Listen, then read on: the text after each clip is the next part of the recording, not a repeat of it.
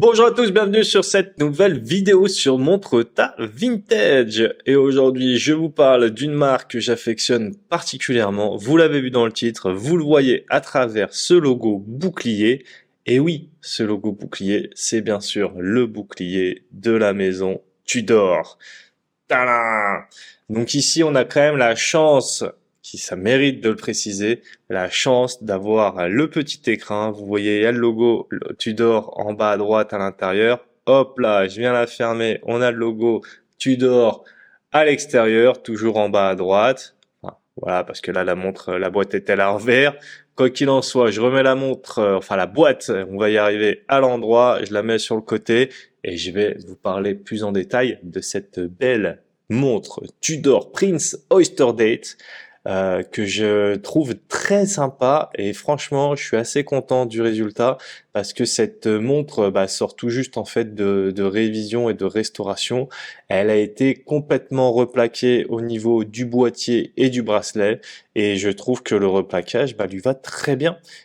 Cette montre là elle ressort comme si elle était neuve quasiment et j'en suis pas peu fier donc bravo aux gars de l'atelier là pour le boulot qu'ils ont fait. C'est plutôt chouette. Quoi qu'il en soit, cette montre, elle date, je dirais, des années 70 environ. Donc c'est une Tudor, comme on l'a dit, Prince Oyster Date, et elle a la particularité, ce qui plaira à nombreux amateurs et collectionneurs, c'est d'avoir des petits logos Rolex ici et là, que ce soit sur la couronne par exemple, sur différentes parties du bracelet, sur le fermoir, sur le fond de boîte, etc., etc. Donc on va y revenir plus tard, mais c'est vrai que je sais pas, c'est un petit truc en plus quand je porte une Tudor moderne, je me dis je porte une Tudor moderne. Quand je porte une Tudor vintage, le fait d'avoir quelques petits logos Rolex, je sais pas, ça rajoute un petit truc. Quoi qu'il en soit, je vous passe la montre au poignet. Donc la montre, elle fait un peu petite, c'est normal, c'est tout simplement parce que c'est un diamètre relativement petit de 34 mm. Donc je pense que selon moi, cette montre ira parfaitement sur un poignet de femme. Elle est très élégante avec cet or, etc. Enfin, c'est vraiment très très beau sur un bracelet de femme. Ou alors sur un bracelet d'homme, mais avec quand même un petit poignet. Et je trouve qu'en fait, le fait que le diamètre est assez retenu par rapport au fait que ce soit de l'or, ça fait un petit peu plus discret, ça fait peut-être un petit peu moins tape à l'œil, bling bling, etc. Et c'est pas pour me déplaire. Je vous propose, c'est que je vais enlever un petit peu là le bracelet pour mieux vous montrer un peu les différentes parties de la montre. Comme ça, on va pouvoir tout vous montrer en détail, les petits logos Rolex à l'intérieur du fermoir et j'en passe. Pourquoi pas vous montrer d'ailleurs le calibre un petit peu plus tard, ça pourrait être sympa. On en profite d'être à l'atelier du calibre pour vous montrer tout ça. Donc là, hop là, le petit zoom sur le logo Rolex. Comme vous pouvez voir, donc le bracelet a été entièrement replaqué, comme je vous le disais. Hop là, j'en profite pour vous montrer le replaquage du bracelet intérieur. Allez, je vous propose de faire le petit replaquage du bracelet extérieur également. Alors, c'est pas toujours évident de faire la mise au point, surtout quand il y a la main devant. Tac, donc petit replaquage extérieur. Vous voyez, franchement, ça sent nickel sur ce bracelet, sur ce bracelet 3 mailles. Je vous refais un petit tour. Et là, d'ailleurs, n'hésitez pas à regarder. Donc, vous avez les petits logos Rolex dans le fermoir, mais également, hop là, sur la boucle. Vous voyez, donc sur le fermoir avec la petite couronne, ce qui est quand même plutôt agréable, hein, moi je trouve, de retrouver ce petit logo Rolex. Je sais pas, ces petits trucs, quand vous voyez l'intérieur de votre bracelet, vous voyez cette petite couronne Rolex, c'est toujours quand même plaisant. En tout cas, moi, ça me plaît beaucoup. Et le fait qu'il n'y ait pas le logo non plus Rolex sur le cadran, c'est un petit peu plus discret. Voilà, peut-être que c'est un petit peu plus sécuritaire également. Vous aurez peut-être moins de chances de vous la faire taper, je ne sais pas, mais en tout cas, quoi qu'il en soit, moi j'aime beaucoup. Ce que je vous propose, c'est de venir manipuler un petit peu les aiguilles parce que on est à l'atelier du calibre, donc autant se faire plaisir. Donc j'en profite pour vous montrer qu'il n'y a pas de stop seconde sur cette montre, mais c'est normal, hein, à l'époque les stop secondes, ce n'était pas monnaie courante comme ça peut l'être aujourd'hui.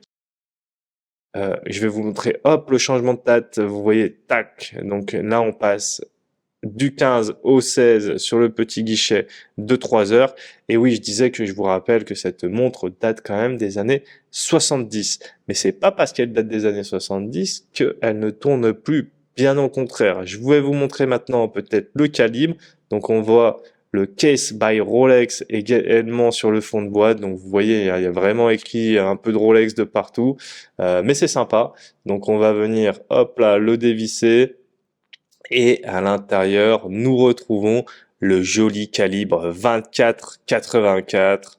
Donc calibre automatique, s'il vous plaît. Vous l'avez vu, vous l'avez compris, parce qu'il y a, hop là, cette masse oscillante qui est actuellement en train de faire des tours sur elle-même et qui vous permet de voir les petits rouages là juste au-dessus qui sont bien en action avec l'échappement, tout fonctionne nickel. Comme je vous l'ai dit, cette montre de toute manière, elle sort de révision, avec une garantie d'1 an pour atelier du calibre, et on peut voir différentes inscriptions comme ici avec le Swiss Made, le Tudor, j'arrive pas trop à voir à travers la vidéo, mais c'est Tudor Auto Prince, auto je suppose pour automatique. On a également la référence du calibre 24-95 qui est écrite là, je sais pas si vous le voyez au niveau du bracelet là, dans la continuité, hop là, si on zoome un peu, je pense que là vous le voyez, donc 24-84. On a la mention Swiss Made également que vous avez vu juste avant qui passait sous le rotor. Franchement, ce calibre est vraiment très agréable à regarder. Je l'aime beaucoup. C'était beaucoup de plaisir de pouvoir bosser sur ce genre de calibre à l'atelier. En tout cas, Julien a particulièrement aimé. Quoi qu'il en soit, hop, on vient fermer ce fond de boîte. Je pense que on va le fermer assez succinctement, hein, bien sûr, vous avez compris, c'est pour les besoins de la vidéo là, mais on le refermera un petit peu mieux plus tard, bien entendu. Donc voilà, on va venir juste le serrer un petit peu. Et on va passer à la suite, hein. Qu'est-ce que je vous disais? De toute façon, je vous disais qu'il y avait le logo un peu de partout sur cette montre Tudor, le logo Rolex, donc qui était un petit peu de partout. D'ailleurs, là, vous allez pouvoir le retrouver également sur la couronne. La couronne, il est important de préciser, elle n'est malheureusement pas d'origine. Donc là, la couronne que vous voyez avec le petit logo Rolex. Donc oui, dommage, elle n'est pas d'origine, mais c'est la seule chose qui n'est pas d'origine sur cette montre. Donc ça va, on lui pardonne, hein. De toute manière, les couronnes, c'est souvent, ça fait partie des premières choses qui se perdent ou qui cassent sur les vintage. Là, vous pouvez voir le rotor self-winding à 18 heures. La montre est vraiment dans un parfait état et je la trouve très sympa. Dites-moi en tout cas dans les commentaires comment vous la trouvez. Je vous rappelle qu'elle est dispo sur notre e-shop si ça vous intéresse et je vous dis à très bientôt.